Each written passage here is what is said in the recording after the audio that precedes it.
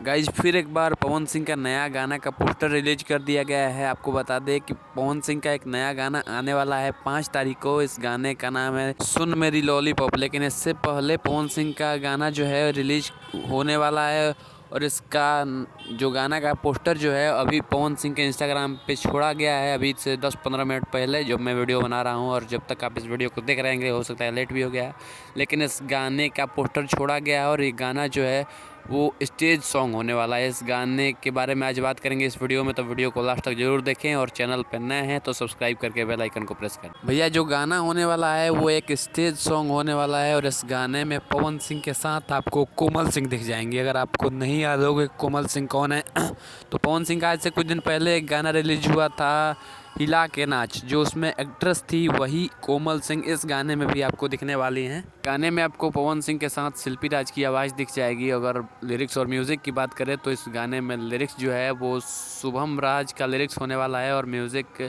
सुदीप सुधाकर का होने वाला है। ये नए लिरिसिस्ट मुझे लगते हैं, लेकिन इसके जो स्टेज सॉन्ग होने वाला है पवन सिंह अब नए नए लिरिसिस्ट से और नए नए म्यूजिक डायरेक्टर से इस अब गाने को गा रहे हैं और बहुत ही काफ़ी धमाल सॉन्ग होने वाला है। इसकी शूटिंग कंप्लीट कर ली गई है। आपको ये वीडियो दिख रहा होगा, ये जो वीडियो है इस गाने का शूटिंग का वीडियो है।